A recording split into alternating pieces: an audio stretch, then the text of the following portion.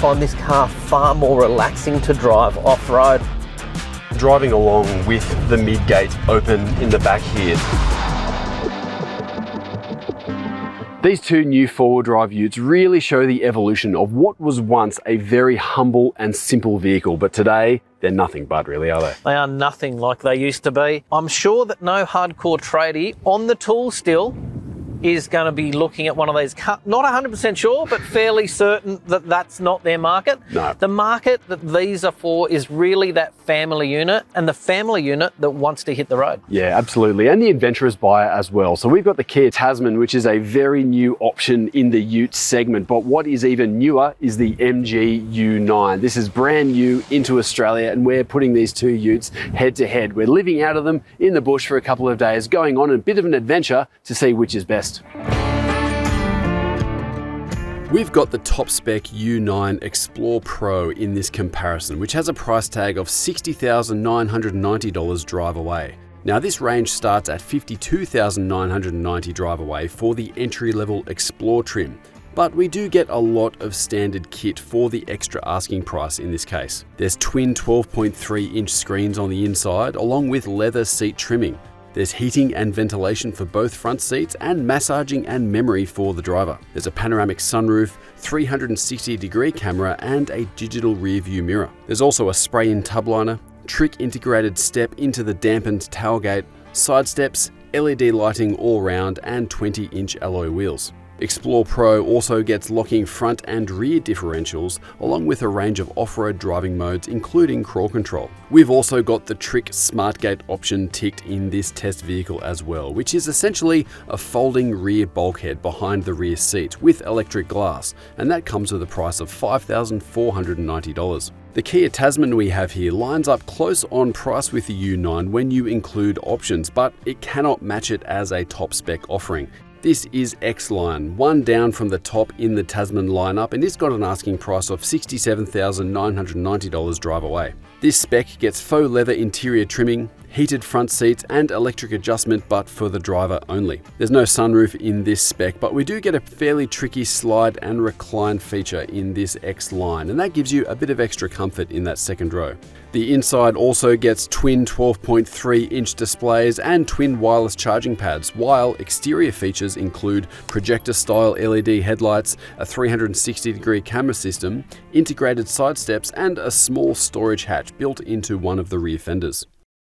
Well, they say that utes really need to make a statement in this sort of prestige lifestyle area. And if you read the comments section on any story about the Kia Tasman, well, you say, the reader, says that this makes all of the wrong statements in terms of the look. Now, it's got tongues wagging, everyone's talking about it, but not everyone is on board with the aesthetics of this Tasman. Now what we have here is the X-Line specification. Now this is second from the top.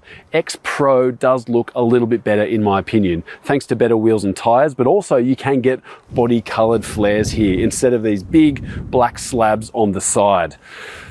I don't know, I haven't fully come around to it personally, but some people do like it. Some people just like the idea that it is a contrarian design and isn't as derivative as others out there. But in terms of size, you've got a wheelbase here that is exactly the same as a Ford Ranger, 3,270 millimeters, but you've got a vehicle that is bigger than a Ranger overall, and it's absolutely boxier. When you start to see the design of this car, the slab-sided nature of it, it doesn't curve in much at all anywhere. It brings a lot of benefit actually to the inside, which we will talk about later. Unlike the somewhat unconventional approach that Kia took with the Tasman, the MG has taken a more traditional approach to their design. This is a tough, muscular looking vehicle, and it really does run along the lines of what you would consider a more aesthetically pleasing build, to me anyway. This is a large car. It's the largest in its class, the longest and the widest as well, and that gives you a lot of internal space. I do like the high bonnet line. It gives it that tough, muscular look, and that's carried all the way down along the length of the car. Now, uniquely, this tub isn't separate to the actual front end of the vehicle. It's all one part, so you can't turn this car into a tray back unless you're very handy with a grinder. I wouldn't recommend it though. There are some unique features on this car that we'll have a look at, which is that mid-gate. It folds forwards into the car, giving you more space in the tray. But perhaps for me, Beauty is always in the eye of the beholder, and I think this one hits the mark. Going on adventures in the bush like this really underpins the reason why you would buy a four-wheel drive or a ute like this MG or Tasman. It's all about getting off the beaten track, out into nature, and experiencing something a little bit different than what a city can provide. It's not always about climbing the gnarliest hills you can find either, but sometimes you just want to find somewhere a little bit tranquil and peaceful, just like this beautiful little bush hut we found in the Kapiti Valley.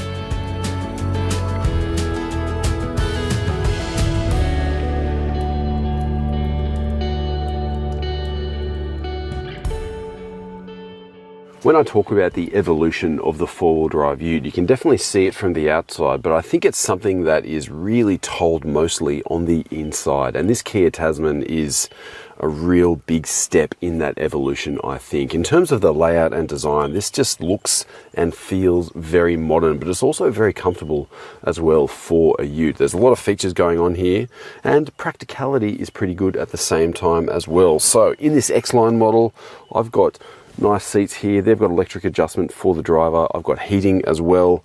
The driving position in terms of comfort for long distance touring, this does work really well. And I've got heaps of space for all of my stuff here. So twin wireless charging pads. That's also just a bin where you can put a lot of your stuff in. Center console is pretty big also. We've been using that on this trip, absolutely. And then we've got this as well, which is a fold out table.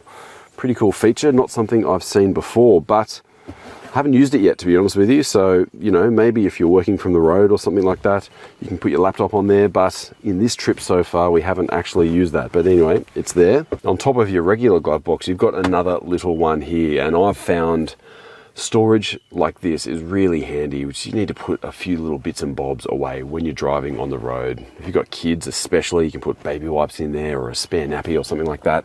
Tucks it away out of sight, and it works really well. This interior also benefits from the shape of this Kia Tasman. In terms of the exterior, when you look at this Tasman, it's a very boxy shape. The cabin itself doesn't really curve in at all, and that means I've got a lot of room up around here, and it actually feels really airy and spacious. The roof is up at a really high level there. It just works from that point of view. You might not love the styling from the outside because it really has as many curves as a tissue box, but it works on the inside here. It does feel really nice, spacious and comfortable.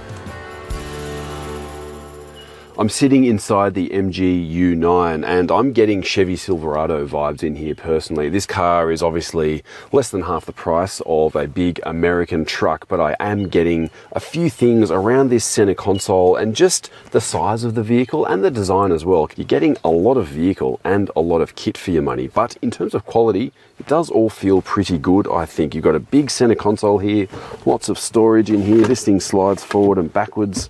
There's a spot for your phone here. That's not a wireless charging pad, but you do have one further down here. This gear shifter looks very industrial and serious, but I've got to say it does feel a little bit flimsy and plasticky in the hand. That's one negative for me, I think. But there isn't many negatives overall, to be honest with you, because the seats are broad and comfortable. You've got electric adjustment here, heating and venting, two big screens. They both work pretty well. They're not phenomenal in terms of the operating system. You do need to get to know where things are a little bit, but they work well enough, I think. I do also like the fact we do have some physical buttons here. Once again, this reminds me of Chevy Silverado in terms of the layout and the buttons. So we've got temperature control, we do have fan speed, but we don't have any volume control except for what you've got on the steering wheel. So if your passengers don't like how loud you're playing the music, it's kind of tough cookies. There is actually a function here through the infotainment display. You can slide down and do it in there, but hey, let's just keep that a secret so you can stay in control. There is technology that you may not notice at first as well. So we've got a digital rear view mirror here in the U9. Now this picks up off the reversing camera. Sometimes these systems will use a camera mounted on the roof to give you a more natural position, but this is quite low down. Now it can be adjusted. You can move it up and down a little bit, but looking through this and expecting to see what you'd see through the rear view mirror does get a little bit confounding, and it doesn't work perfectly, I have to say, for trafficked driving on the highway and that sort of thing. If you've got a big adult in the middle in the back there, I guess more vision is better than none, but it does cycle on all the time, and I have found myself turning it off. So you got to hold down a button on the top there. Now it returns to being a regular rear view mirror, which in my opinion works better than the camera one. Otherwise, You've got power outlets, you've got storage, you've got comfort. This does work quite well, and considering the asking price, I mean, you're just getting so much car for your money here. It's very, very impressive. Now that story of good space and comfort continues in the second row of this Tasman. Once again, that big boxy shape just gives me a lot of room around my head. There's good headroom, but just also a lot of space to the window. This car really feels spacious in the second row as well. I've got a bit of adjustment in this seat, which is quite interesting. So I'll pull this little lever at the front. The base goes forward and the backrest tilts back. So because I've got a bit of legroom available up front here, that's my seating position up front.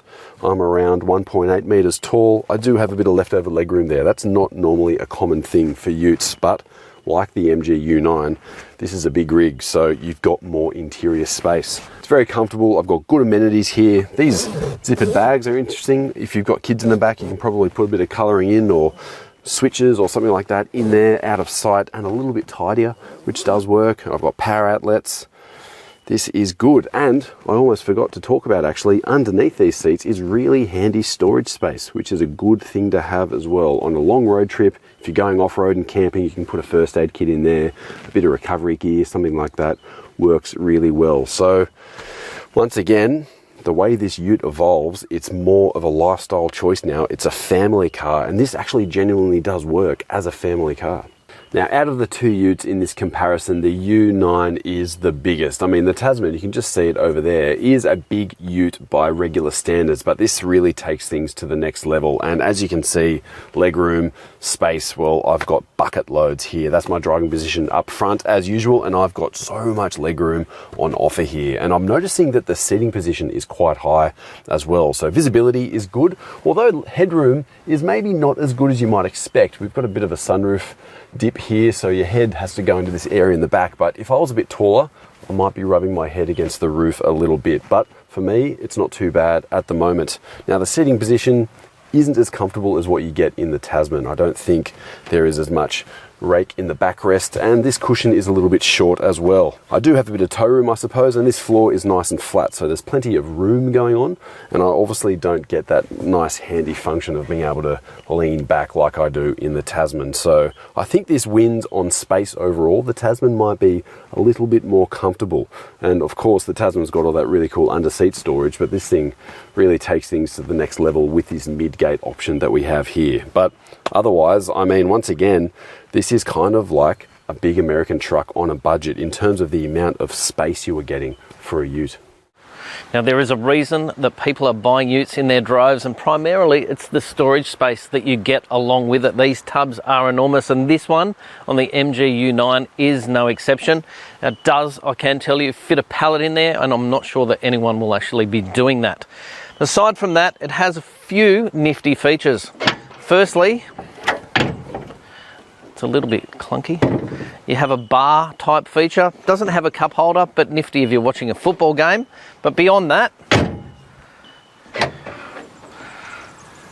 press that button, press this button, and that turns into a step. So for people like me, this is a very high-sided car. I can't reach over and down to the bottom. I can actually walk in, grab my stuff, and then walk out. 170 kilo rating on that step, and it's quite sturdy.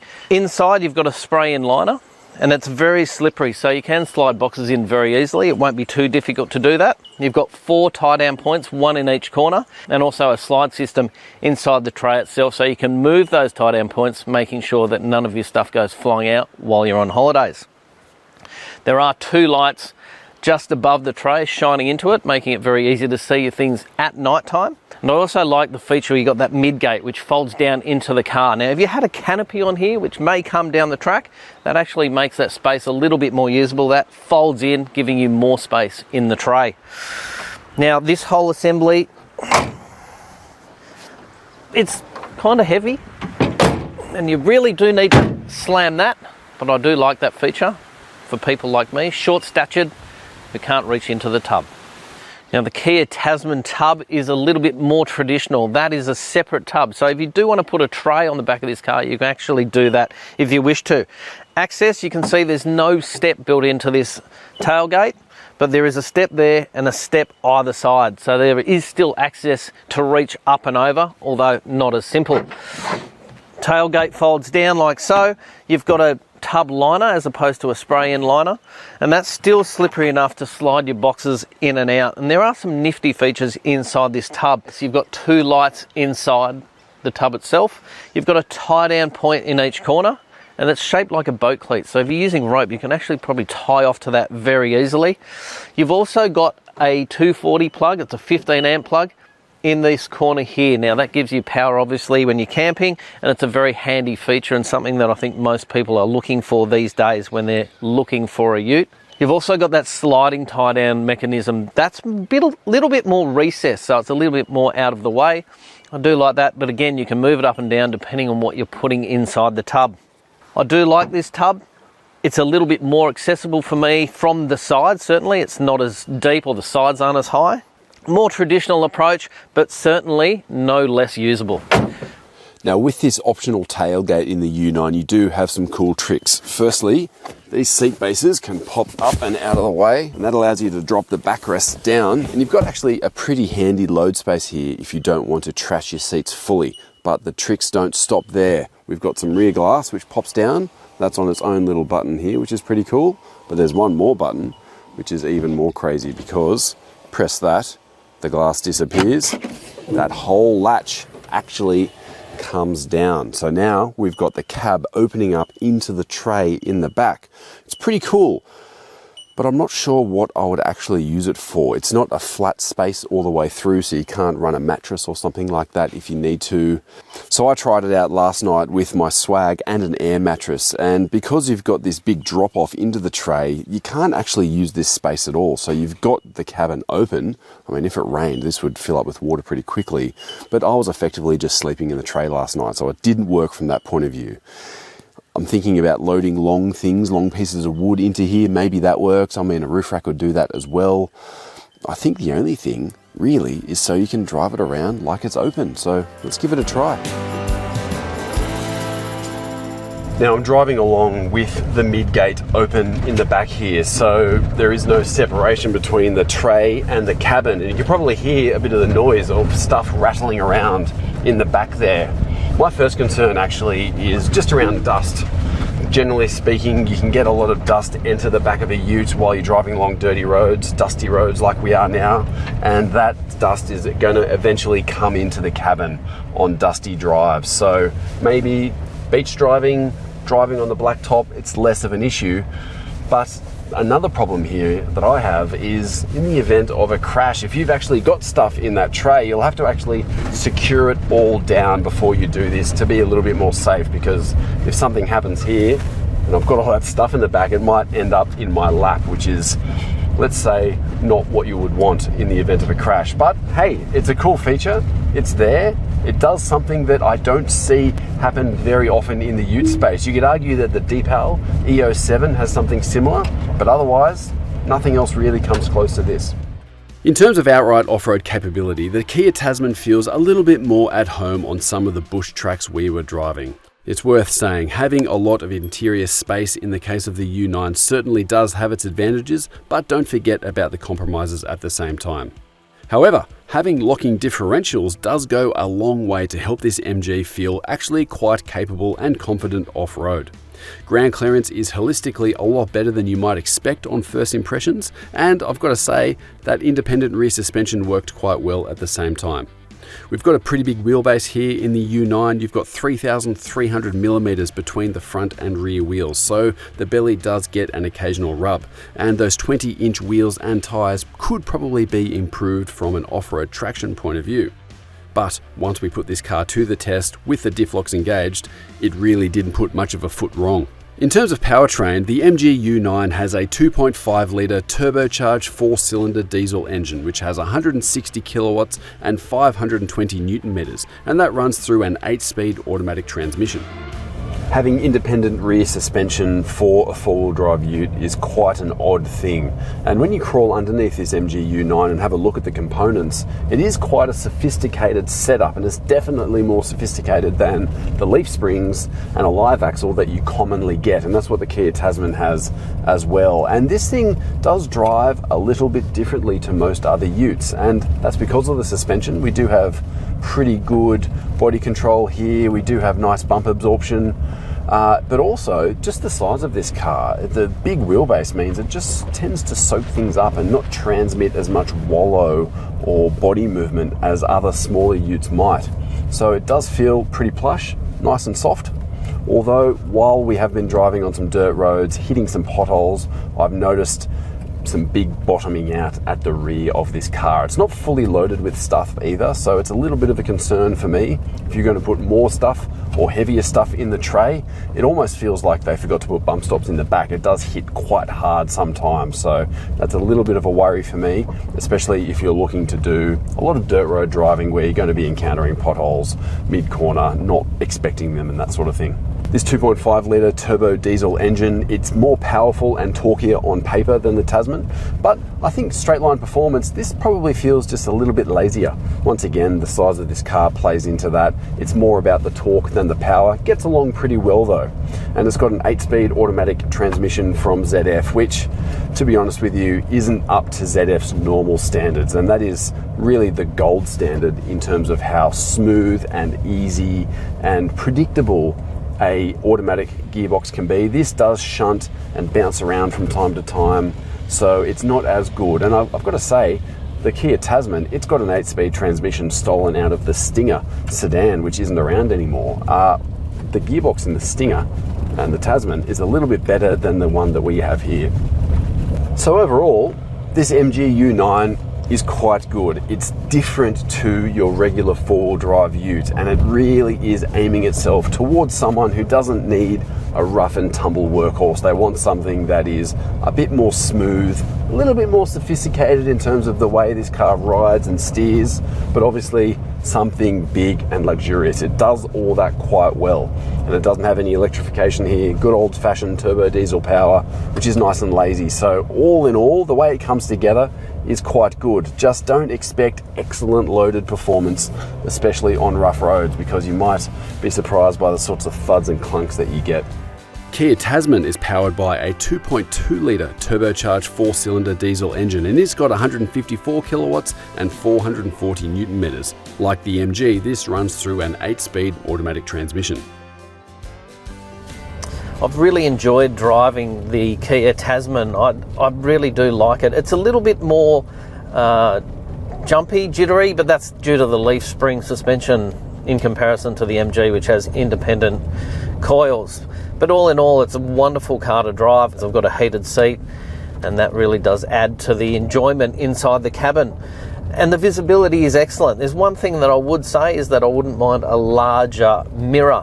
When you're going up tracks and things, I do find occasionally that the car finds itself in the wrong gear, particularly when you're going up a hill. It really seems like it's about to stall, but then it'll kick down a gear, and then suddenly you've got a surge of power.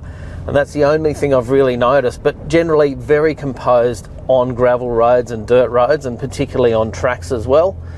When you're crawling along a track doing very slow speeds, the throttle control or application is excellent. You really are in control of the vehicle at all times. It doesn't suddenly lurch forward. It really is a very measured progress. One thing I do find about this car in comparison to the MG is I find this car far more relaxing to drive off-road, and there's a couple of reasons for that. It's still a big car, but it's not as wide as the MG. But there's also less overhang, so we don't have a side step, so I don't have to worry about that. And I also don't have a front end that hangs as low as the MG, so again, another thing that I don't have to be concerned with. And that combination makes this car for me much more relaxing in an off-road sense. If you're a family looking for a little bit of adventure, either the MG U9 or the Kia Tasman are great choices. There's plenty of room inside and also in the tub for you to cart all your gear around, and they're both very comfortable to drive.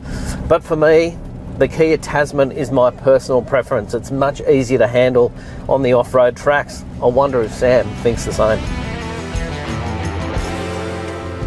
You're onto something there, I think, Dom, because with these utes getting so big, it's important to remember that it does come with a compromise, and we noticed that on some of those narrow tracks because this felt every bit of its size, really. I mean, it's good in terms of having really good value for money, lots of space on the inside, room for family, all the technology. There's a lot to like about this car, but the size does start to eat into the practicality a little bit when it gets so big. And this Tasman, it's big, it's spacious, it's comfy, but just felt a little more at home on the tracks. Yeah, I think I really love driving the MG. I enjoyed getting behind the wheel of that. On-road, it's comfortable. Off-road, it's pretty good as well. But yeah, when you're going down those tracks and you think about the limitations then that then imposes on where you can go, because some of them, those roads, well, tracks get very thin indeed. Yeah. And the potential for punches, you can't avoid obstacles, that sort of thing. So for me, it's the Kia Tasman, and there's other things that go into that. I think you've got a higher front end, you're less worried about it hitting the bottom. You've got no steps on the Tasman. I certainly found it more relaxing because I wasn't worried about knocking a step off. Don't get me wrong, I love driving the MG. It was a wonderful car to drive on the road, and as you say, value for money, can't beat it. Space inside, comfort, it's all there. Yep. And with that independent rear suspension in the back, does ride quite smoothly, although I do have to say a couple of those bumps really shuddered into the cabin when I was driving it anyway. So if you wanted to do long outback touring, for example, in this, you'd probably have to look at some modifications, where this felt a little bit more at home. So I think I'm siding with Dom on this one. I'm leaning towards the Tasman. But hey, if you think this MG U9 isn't big enough and you've got deep enough pockets, then check out this video comparison here, because this is the Chevy Silverado versus the new 6-cylinder Ram 1500. So proper big American trucks.